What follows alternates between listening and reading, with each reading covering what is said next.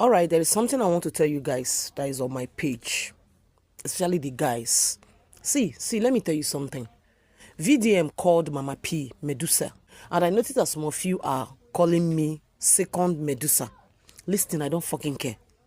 All I know is that VDM is a content creator, so take it or you leave it.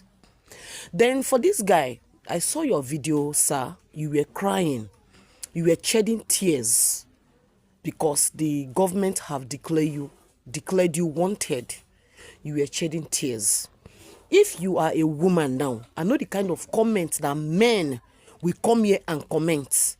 Even they will even call the woman a hookup. They will call her that she have eaten money. They will say that she have been sleeping with governors. She have been sleeping with senators. She have been sleeping with presidents.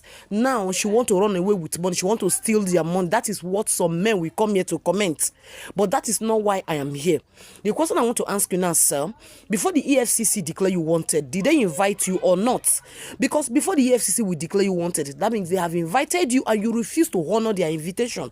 That is where they will declare you wanted. Or even the contract you are talking about, the project that the project you are talking about, maybe the government have invited you, you refuse to go. That is the reason why they have to report it to the EFCC, and the EFCC declared you wanted.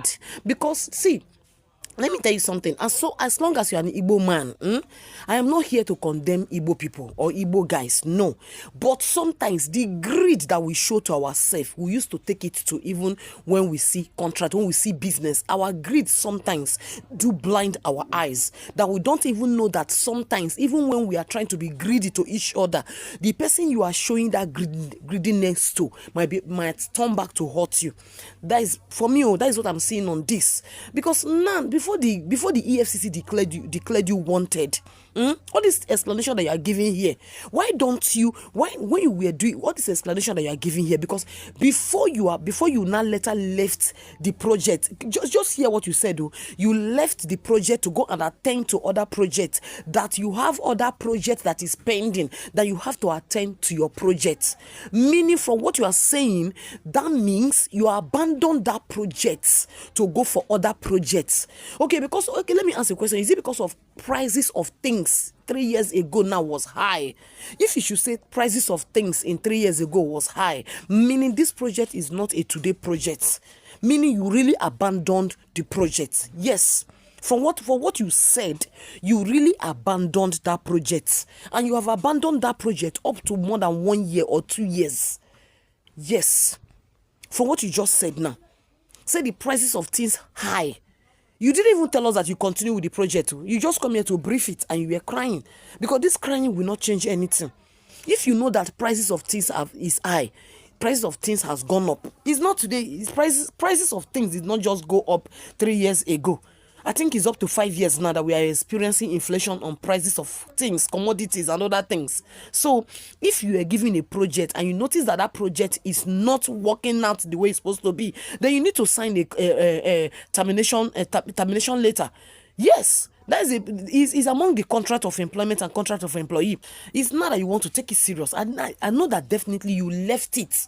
Maybe thinking is one of those projects that you people will start project, then you abandon it on the way. You understand? All these things you are saying now, go to the court and tender it. If there's agreement between you and the governor or the government, or maybe like you will do this one, you will get another one. Because here now you came to just come and tell us a short story, and this short story is not going to fight.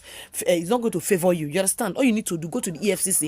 Tender all these things you are saying, tender it to them. See, let me tell you guys something. Sometimes you come and tell us that you that went to school, you always take things too much. Let me tell you something. What Nigeria government really want, what they fear most, is paper writing.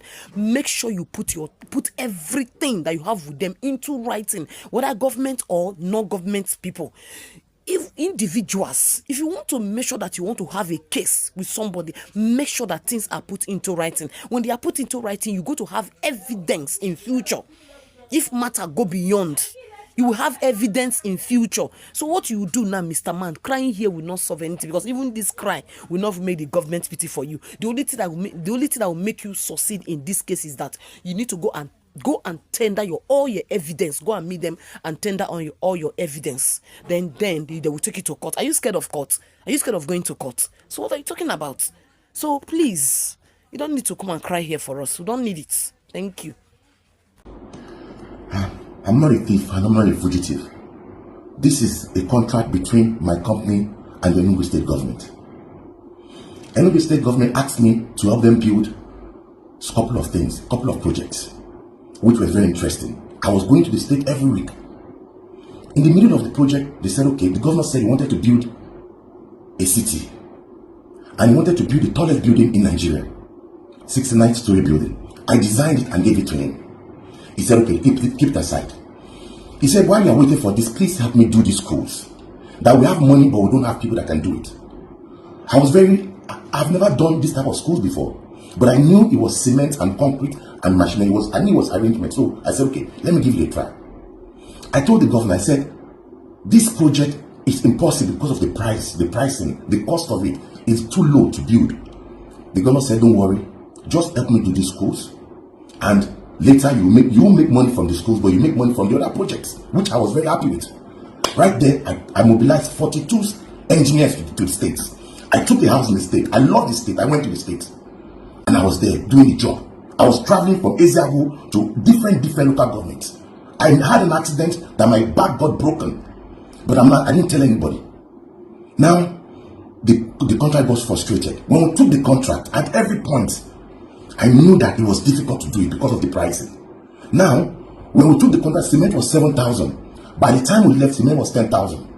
I faced a lot of people. Sometimes we are in the villages, my stars are being shot at. Sometimes they will have some people come, they will bring guns and shoot at them. I was still there. But at the end of the day, things went sour between myself and the government.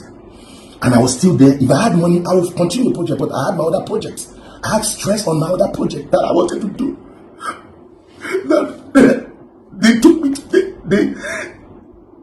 me to court. And I said, okay, let's look at the entire project. How much have we spent? Till the last day I was in the project. I was there till the last day. Then I asked me that, how much have we spent in the project? And I put my foot. They took us to court, and we told the court, we don't want to fight with the government. Let's agree. How much do we owe you? And I was in agreement with them, and now they declared me wanted. They destroyed my company that I built with them. But I'm going to go there. I'm going to the FC office. I'm going to go and clear my name. In the last 2-3 years, prices have just gone crazy. If I'm doing my project, it's delayed, 5 years delayed. Something I could have done with 2 years. Prices of things changed. The economy went sour on me.